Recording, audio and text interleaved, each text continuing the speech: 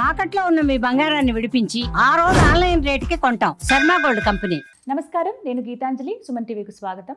ఇవాళ మనతో పాటు ఉన్న అతిథి శ్రీ జగదాంబ త్రిశక్తి పీఠాధిపతులు తాళ్ళూరి బనారస్ బాబు గురూజీ ఉన్నారు. వారితో మాట్లాడదాం. గురుగారు నమస్కారం అండి. నమస్తే అమ్మ. గురుగారు, సాధారణంగా పౌర్ణమి అమావాస్య విశేషంగా చూస్తాం, కానీ మన తెలుగు వాళ్ళ వరకు పౌర్ణమి అంటేనే ఏమైనా పనులు చేయాలన్నా ఇవాళ మంచి రోజని మనమే నిర్ణయం చేసుకుంటాం. అమావాస్య అనగానే చాలా ఆలోచిస్తాం. ఎందుకండి ఇవాళ కొత్త పనులు చేయటం, వద్దులే అమావాస్య రోజు ఏంటి పని, ఇలా ఏదో ఒక రకంగా చెప్తూనే ఉంటారు. మన పెద్దల నుంచి అలా చెప్పారు. నిజంగా అమావాస్యకి అంత భయపడాలా? ఏ పనులు ప్రారంభించొద్దా? అమావాస్య రోజు విశేషంగా అసలు ఏం చేయాలి, ఏం చేయకూడదు? అమావాస్య అనేటువంటి దాన్ని మనం పరిశీలనగా చూసినట్లయితే అమావాస్య రోజున మహాలక్ష్మి పుట్టింది అని చెప్పారు. దాన్నే మనం ఇప్పుడు వచ్చేటువంటి 12 అమావాస్యల్లో ఒక అమావాస్యను దీపావళి అమావాస్యగా లక్ష్మీ పూజలు జరుపుతూ ఉంటారు కదమ్మా. మరి ఆ లక్ష్మీ పూజ అనేది మంచిదే కదా. ఆ రోజు కంపల్సరిగా తప్పనిసరిగా అందరూ కూడా లక్ష్మీ పూజకి ప్రాధాన్యత ఇస్తారు. రాత్రి సమయంలో ఆ పూజను బాగా నిర్వహిస్తూ ఉంటారు. సో ఇక్కడ మనం దాన్ని బట్టి ఆలోచన చేస్తే మీరు చెప్పినట్లుగా అమావాస్య రోజున ఏం చెయ్యాలి, ఎట్లా చెయ్యాలి అనుకున్నప్పుడు స్త్రీ దేవత ఆరాధనకి అమావాస్య చాలా ముఖ్యమైనది. ఈ స్త్రీ దేవతల్లో తీవ్ర దేవతలు చాలా విశిష్టంగా దీనిలో మనకి అనుగ్రహాన్ని కలిగించడానికి ఎక్కువగా అవకాశం ఉన్నటువంటిది. ఈ తీవ్ర దేవతల్లో మనం బాగా ఆలోచన చేస్తే దుర్గా, కాళి, తార, చిన్మస్త, ఇప్పుడు దశ మహావిద్యల్లో ఉండేటువంటి మిగతా దేవతలందరూ కూడా ఈ తీవ్ర దేవతల కిందకు వస్తారు. అంతేకాకుండా పురుష దేవతల్లో కూడా తీవ్ర దేవతలు ఉన్నారు.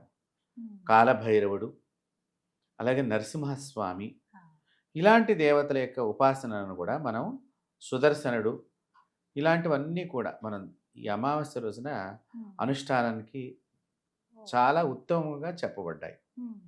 అంతేకాకుండా కొన్ని మనకి బాగా చాలా కాలం నుంచి అంటే మొండిగా కొన్ని సమస్యలు తెగటం లేదు, దాని గురించి ఏదన్నా తాంత్రిక సంబంధంగా కొన్ని దృష్టి దోషాలు పోగొట్టుకుంటానికి కానివ్వండి, కొన్ని తాంత్రిక ప్రయోగాలు అంటే చిన్న చిన్న చిట్కాలుగా రెమెడీస్ లాగా పోగొట్టుకుంటానికి కానివ్వండి, ఈ అమావాస్య చాలా ఉపయోగపడుతుంది.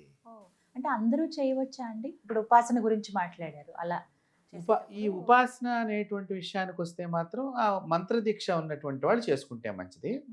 ఇప్పుడు ఈ దృష్టి దోషము, ఈ చిన్న చిన్న చిట్కాలు లాంటివి అమావాస్య రోజున ఇది వారి వారి గృహాల్లో ఎవరైనా చేసుకోవచ్చు. కాబట్టి ఎలా చేయాలనేది పెద్ద ప్రశ్న. ఇప్పుడు ఈ అమావాస్య రోజున మీరు ఒక 1/4 కేజీ అన్నం వండాలి. అన్నం వండి ఒక అన్నం ముద్దని అంటే ఆ 1/4 కేజీ అన్నాన్ని 3 ముద్దలుగా మనం సరిపడా తీసుకోవాలన్నమాట. కొద్దిగా అటు ఇటు ఎక్కువైనా పర్వాలేదు. మళ్ళీ వీక్షకులు ఏంటంటే కొలతగా అట్లా వాళ్ళు ఆలోచన చేస్తారు, అట్లా ఏం అవసరం లేదు. ఒకటి పసుపు ముద్దగా తయారు చేసుకోవాలి, ఒకటి కుంకుమ ముద్దగా తయారు చేసుకోవాలి, ఒకటి బొగ్గుల పౌడర్తో, బొగ్గుల అంటే నలుపు ముద్దగా కనిపించాలి మనకి. సో ఈ 3 ముద్దల అన్నాన్ని కూడా చక్కగా చిన్నపిల్లలు ఉంటారు ఇళ్లల్లో. ఒక్కొక్కసారి ఏమవుతుంటేనమ్మా, ఈ మధ్య నేను చాలా గమనించాను, పుట్టిన పిల్లలు తల్లి దగ్గర పాలు తాగటం లేదు, ఏడుస్తున్నారు అనుకున్నప్పుడు డాక్టర్స్ దగ్గర వర్క్ చేసే సిస్టర్స్ ఇవన్నీ గమనించినటువంటి వాళ్ళు ఏవో మిషన్ పెట్టి ఫీడింగ్ అని, లేకపోతే నిపుల్స్ అని ఏవో దొరుకుతున్నాయి అని చెప్తున్నారు. అసలు కారణం ఏంటంటే వీళ్ళు గర్భస్థంలో ఉన్నప్పుడే ఈ అమావాస్య రోజున ఏదన్నా ఇట్లాంటి దృష్టి దోషాలు వీళ్ళు బయటికి వెళ్ళినప్పుడు దాటడం మూలకంగా పుట్టిన తర్వాత ఈ ఎఫెక్ట్ ఈ శిశువు మీద ఉంటుంది. సో ఏడుస్తూ ఉంటారు. మనం ఎంత ఫీడ్ చేద్దామని ప్రయత్నం చేసినా, ఒక తల్లిగా అక్కడ ఒక తండ్రిగా తన బిడ్డకి తల్లి సహకారం ఎంత అందించినా కూడా వాడు తీసుకోవటానికి ఆ శిశువు ఇష్టపడాడు. అప్పుడు వీరు చేయవలసింది ఏంటంటే, ఇలా మనం ఎర్ర ముద్ద, కుంకుమ ముద్ద, పసుపు ముద్ద, బొగ్గుల పౌడర్ ముద్ద, ఈ 3 ముద్దలతో దృష్టి తీసేసేయాలి శిశువుకి. తీసివేసేసి అది ఎవరు తొక్కని చోట పడేయటం మూలకంగా అప్పుడు ఈ శిశువు ఆ పాలు తాగటానికి ఇంట్రెస్ట్ చూపిస్తూ ఉంటాడు. తక్షణమే మీకు చాలా తక్షణమే కనిపిస్తుంది. ఎందుకంటే పిల్లలు దేవతా స్వరూపాలు. మనకి ఎప్పుడు కూడా శాస్త్రం ఏం చెప్పిందంటే పిల్లలు దేవతా స్వరూపాలు. ఒకటిది. తర్వాత డెలివరీ అయిన తర్వాత అమ్మా మనకి చాలామంది ఇళ్లల్లో పూర్వీకులు ఈ ఆడావిడ ఎవరైతే సంతానాన్ని కంటుందో తల్లి, ఈ తల్లి కనేటువంటి తల్లి సంతానం అయిన తర్వాత డైరెక్ట్గా అన్నం తినకూడదు. మొట్టమొదటి ముద్దని అంటే అన్నం పెట్టి మనం ప్లేట్లో ఇస్తాం కదా, దీని నుంచి ఒక ముద్దను తీసుకోవాలి. తీసుకుని ఆ బిడ్డకి దృష్టి తీసేసేయాలి. ఈ తీసేసిన ముద్దని మంచం కింద పెట్టుకోవాలి. అలాంటప్పుడు ఈ కొన్ని దోషాలు తొలగిపోతాయి శిశువుకి. అలా చెయ్యకుండా వీళ్ళు డైరెక్ట్గా అన్నం తిన్నప్పుడు ఈ పిల్లలు పాలు తాగరు. ఇలా కూడా ఇది కేవలం మొట్టమొదటిసారి అన్నం తిన్నా మొట్టమొదటిసారి ప్రతిరోజు అంటే పురుడయ్యేదాకా కూడా అంటే 21 రోజులు కూడా ప్రతిరోజు కూడా ఆ తల్లి ఈ మొట్టమొదటి ముద్దని ఉదయం పూట తినేటప్పుడు మొట్టమొదటి ముద్దని పిల్లవాడికి దృష్టి తీసేసేయాలి, దాని కింద పెట్టాలి. అంటే అక్కడ ఈ శిశువుని భక్షించడానికి వచ్చేటువంటి దుష్ట శక్తులు ఈ అన్నాన్ని భక్షించి బయటికి వెళ్ళిపోతాయి. సో అది చెయ్యని పక్షంలో ఈ శిశువుని బాధిస్తూ ఉంటాయి. సో అలాంటివి ఏమన్నా కొంతమంది మాతృమూర్తులు తెలియక చేసిన వాళ్ళు ఈ చిట్కాని ఇంకా సఫర్ అవుతూ ఉంటే, ఇంకా బాధపడుతున్నట్లయితే కనుక ఈ 3 ముద్దలతో కనుక దృష్టి తీసేసినట్లయితే చాలా వాళ్ళ పిల్లల్లో మార్పు కనిపిస్తుంది.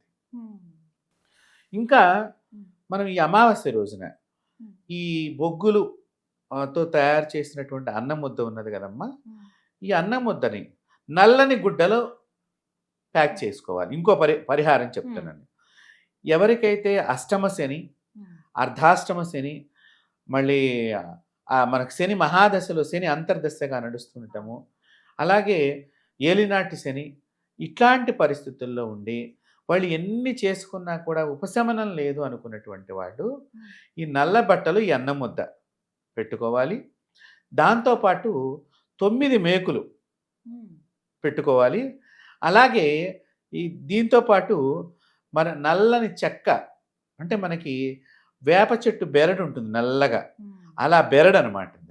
దాన్ని కొద్దిగా దానిలో పెట్టుకుని వీళ్ళు రహస్యంగా ఈ మూటనంతా తీసుకుని ఎక్కడైనా నీళ్లు చెరువు దగ్గర, చెరువు కానీ తటాకం కానీ ఉన్న చోట దగ్గరికి వీళ్ళు వెళ్ళి ఎవరు లేనప్పుడు వారిగా దృష్టి తీసేసుకోవాలి ఈ మూట మొత్తంలో. ఇప్పుడు ఈ మూటలు ఏంటి, నల్లని అన్నం ముద్ద ఒకటి, 9 మేకులు, తర్వాత ఈ బెరడు, ఇది తీసుకుని ఇంకా ఆ అన్నం ముద్దలో వీళ్ళు నువ్వులు కూడా వేసుకోవచ్చు అమ్మ, కొద్దిపాటి నువ్వులు వేసుకోవచ్చు.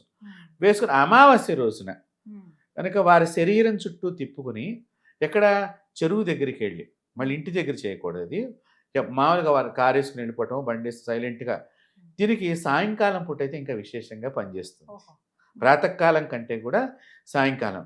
ఈ వెళ్ళినప్పుడు అమ్మ ఈ దిష్టి తీసే ముందర వీళ్ళ ఎడమకాలి కింద ఉన్న మడం కింద ఉన్న మట్టి ఏదైతే ఉంటుందో ఆ గుడ్డకి రాయాలి తీసి. ఇప్పుడు ఇది మడం అనుకుందాము, కాలి మడం, ఇక్కడ ఇట్లా మట్టి తీసుకుని ఈ గుడ్డకి రాసేసి ఆ మట్టిని అప్పుడు దృష్టి తీసుకోవాలి. తీసుకున్నట్లయితే అమావాస్య రోజున అది చెరువు దగ్గర పడేసేసి వాళ్ళు మళ్ళీ వెనక్కి తిరిగి చూడకుండా ఇంటికి వచ్చి కాళ్ళు చేతులు కడుక్కుని లోపలికి రావాలి. తద్వారా వాళ్ళకున్న మొండి పరిణామ జీవితంలో ఏదైతే మొండి సమస్యగా ఉన్నదో అది తొలగిపోతుంది అనమాట. అంటే ఈ అమావాస్య రోజున ఇలాంటి చిట్కాల ద్వారా కూడా సామాన్యులు దీనికి ఎవరైనా చేసుకోవచ్చు. ఇప్పుడు ఒకవేళ ఏమండి మరి భార్యకు ఉంది, మరి పిల్లలకు ఉన్నది అనుకున్నప్పుడు భర్త వాళ్ళని తీసుకువెళ్ళవచ్చు, పెద్దవాళ్ళు వెళ్ళవచ్చు వాళ్ళతో పాటు. మగవాడు వెళ్ళినప్పుడు సింగిల్గా వెళ్ళిపోవచ్చు.